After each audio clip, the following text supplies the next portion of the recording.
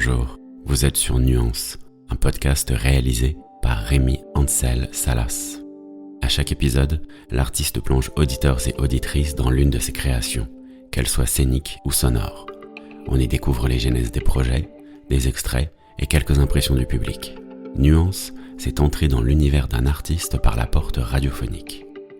Au fait, je suis Rémi Ansel Salas, j'aime écrire et raconter des histoires, la réalisation sonore, et je vous propose Nuance.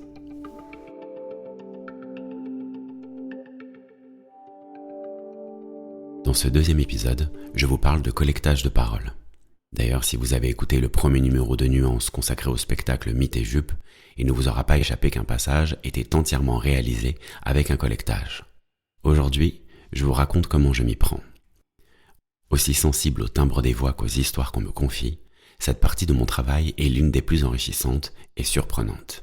Elle vient nourrir mon écriture quand je crée un nouveau spectacle, et elle est devenue, depuis quelques années déjà, la possibilité pour moi d'écrire avec le son. Tout cela, je l'ai appris avec des artistes sonores comme Kay Mortley et Alessandro Bossetti pendant des stages à Arles chez Fonurgia Nova. C'est donc bien loin des démarches journalistiques ou d'une envie de créer un fonds de documentation que je mène mes entretiens. Je recueille les histoires pour en prendre des fragments, des bribes que je monte ensuite pour restituer toute la part intime du discours. Alors à chaque fois, le contexte est celui-ci. Je rencontre une personne dont je ne sais généralement rien, dans un lieu qui m'est tout à fait inconnu. Je crée avec cette personne un moment passant presque pour un jeu, lui proposant un prétexte pour que sa parole soit la plus naturelle possible, en l'amenant sur le territoire de l'intime. Je vous propose un premier extrait du webdoc Portrait de senior, réalisé en 2018. Pour ce projet, j'ai arpenté le département du Bas-Rhin pendant 4 semaines à la rencontre d'habitants et d'habitantes dites seniors pour découvrir leur rapport à l'art et à la culture.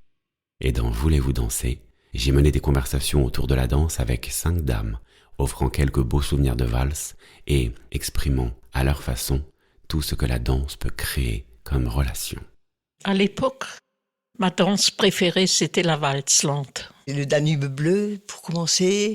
Là, j'étais au 7e ciel. Et une valse. Ouais.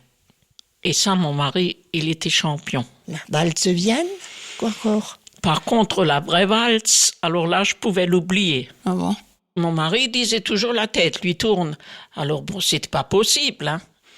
Mais là, j'avais quelqu'un d'autre, le mari d'une copine. Pas la valse, je savais pas valser. Lui et moi, c'était toujours les valses. Ça, c'était... La valse, c'est patineur. C'est quelque chose qui vous emporte, La valse. c'est féerique, c'est quelque chose de beau.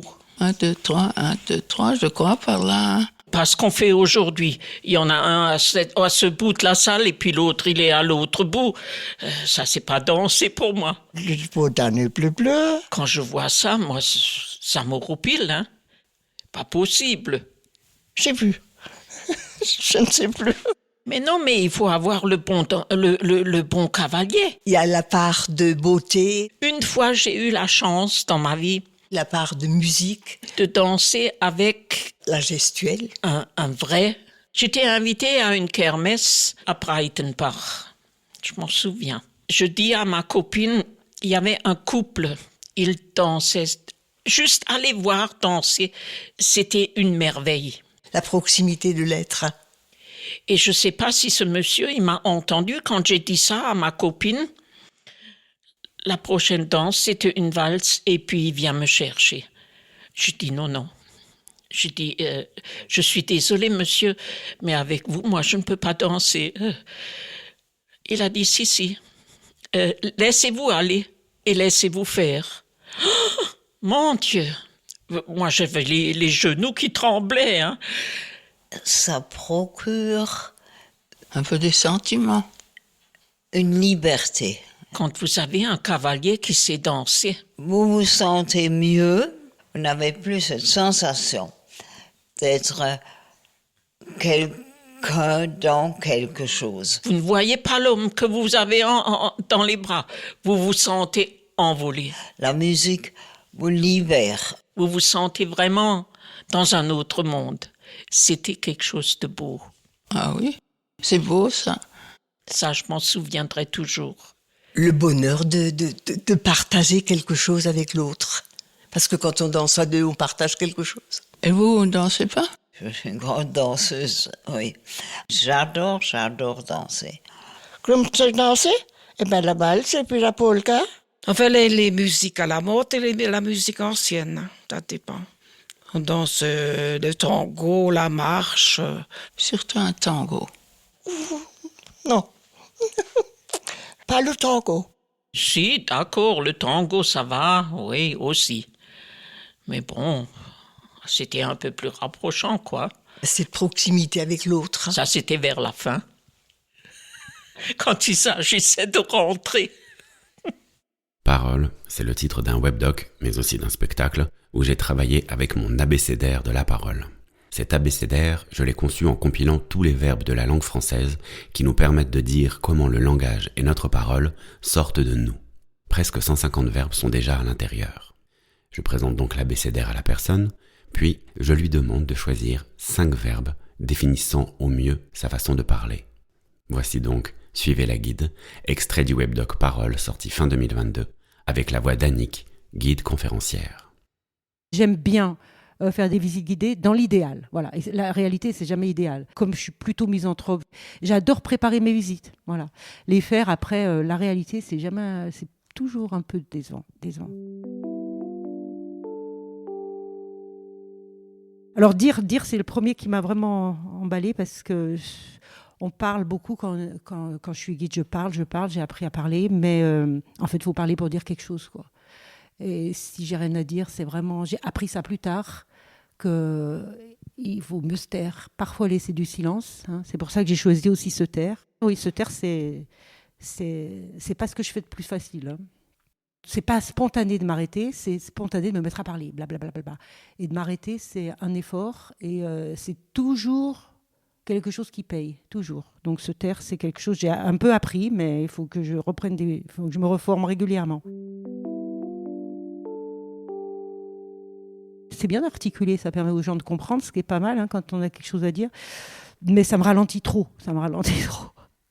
Donc c'est quelque chose que je suis obligée de faire quand il y a des étrangers, mais c'est pas mal, mais j'ai pas beaucoup de plaisir à le faire. Si je suis guide, c'est que j'aime bien parler. C'est quand même un métier où on est payé pour parler. Et où les autres, a priori, contrairement à un prof qui va pas forcément être écouté, nous, les gens, ils viennent, ils payent, donc ils essayent d'écouter, donc on a la bonne gage. Et puis je parle vite, c'est affreux ça, je suis toujours en train de parler vite. Donc pour m'arrêter, il y a des fois, il faut vraiment que les gens... faut que je m'en rende compte. Et il faut toujours que je me le rappelle. J'ai choisi redire parce que ça fait partie du boulot. C'est ce que j'aime pas, même dans ma vie. J'aime bien, comme tous les gamins, je pense, être compris avant d'avoir émis un mot. Comme ça marche pas dans la vie, si on dit rien. Les gens ne comprennent pas. Alors, j'ai toujours l'impression d'être en train de redire parce que simplement, les gens n'ont pas compris de ce que je pensais.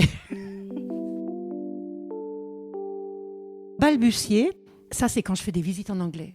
Parce que je parle pas trop mal anglais, mais je suis loin de parler couramment, c'est-à-dire que ça reste quelque chose qui est un effort masticatoire. Sincèrement, quand j'ai fini une visite en anglais, j'ai mal à la mâchoire. Mais vraiment mal. Et les gens, ils s'en aperçoivent parce qu'elle se tord. Tellement je suis polyglotte, ça se tord. Mais même en français, parfois, ma mâchoire, elle se tord parce que je veux parler plus vite que ce que j'ai à dire. Ça ne sort pas au rythme. Et donc, je me mets à balbutier. Et exiger, moi, j'aimerais bien, de temps en temps, comme tout le monde, je pense, j'ai envie de taper sur les gens. Pas que dans mon métier, mais régulièrement. Et je peux rien faire d'autre qu'avec des mots. Je veux dire, si on commence à se taper dessus, ça va mal finir. Si j'étais la plus forte, je crois que je tergiverserais moins. Je taperais. Je pourrais taper les petits en main. Mais bon, c'est pas les petits qui m'embêtent le plus. Et les gens, ils viennent visiter un château avec des gamins de 2 ans. Parce qu'ils n'ont pas de garde. C'est ce qu'ils me disent. On n'a pas de garderie. Et moi, je ne suis pas une garderie ici. Donc, je leur dis, c'est déconseillé. Maintenant, ce n'est pas interdit. Maintenant, si le gamin se met à hurler et qu'il ne supporte pas la visite, ce que je comprends, parce que c'est franchement tard pour un gamin de 2 ans, je vous demanderai de sortir. Et la dernière fois, il n'a pas voulu sortir. Il a dit oui. Et puis, le gamin incroyable qui touchait toutes les assiettes, et il n'a pas voulu sortir. Comme je lui ai demandé de sortir, puis de toute façon, là, j'étais hyper déterminée. Je l'ai pris par le manteau. Là, il avait une sorte de... Et je lui ai dit, je vais vous montrer la sortie. Et je l'ai poussé dehors. Exiger, c'est le dernier stade avant d'en passer par les mains, quoi. C'est maintenant dans le quartier de la Vallée de Gers, à Vienne, en Isère, que je vous conduis, avec un extrait de Les échos de la Gers. Le sujet qui vient, C'est une conversation que j'ai montée avec les voix de Laure et de Badia, 2 femmes qui ne se sont jamais rencontrées et que je fais pourtant dialoguer sur le thème de la censure. La première est chargée d'un fond documentaire dans une bibliothèque et la seconde offre son point de vue de spectatrice. Comme tous mes collègues, j'accueille le public et je mets aussi en place des animations. Je vais te parler de la censure. Plein de choses que les autres sont pas censés voir. La censure, avant de la connaître au cinéma, je l'ai connue à la maison. Ouais. Chaque fois qu'on regardait la télé en famille, qu'il y avait une scène obscène ou osée, tout le monde désertait le salon. On prétextait tous une envie d'aller boire, d'aller aux toilettes. D'accord. Fallait imaginer la scène. Donc, 6 personnes qui cherchaient la télécommande tous en même temps. Ouais. Et comme par hasard, la télécommande, elle s'était glissée sous les coussins du canapé. C'est assez fascinant parce que je suis persuadée que si on était filmé au quotidien avec un montage bien prévu, je pense qu'on aurait l'air aussi fou que certains des personnages qu'on retrouve dans la série Striptease. Fallait voir nos têtes à ce moment-là, on était écarlates. Si on mettait bout à bout des moments un peu particuliers de notre existence, sûrement qu'on ressemblerait aussi à ça. Première fois où je suis allée au cinéma, donc c'était au Maroc, pendant les vacances d'été. J'étais majeure, donc on voulait changer un petit peu de la plage. On s'installe au cinéma et en fait c'était pour regarder un film hindou. Donc bien sûr en hindi et sous-titré en arabe. Donc moi, je ne lis pas l'arabe. Ouais. Donc je me suis dit, c'est pas grave, j'arriverai quand même à ressentir les émotions que les films hindous procurent. C'est quand même sympa. Et c'est souvent des histoires d'amour impossibles, de je t'aime moi non plus. Puis à la première scène de rapprochement... qu'on n'est pas censé voir, en fait. La bande, elle se floute. Oui. J'entends quelqu'un tousser. J'ai trouvé ça nul. Toute l'après-midi, je me suis ennuyée et en plus, c'était très long. Il y avait au moins 2h30 de film. Ça fait envie. Je vais le voir du coup. Chaque année, quand je retourne dans mon pays d'origine, à la télévision au mois d'août, ils diffusent le fameux film Titanic. Bien sûr, la scène d'amour de Rose et Jack dans le véhicule, elle est coupée. Ah ouais. Et celle du baiser que Rose donne à Jack avant qu'il s'enfonce dans les profondeurs de l'océan aussi. La puissance du montage. Voilà. C'est ça la censure.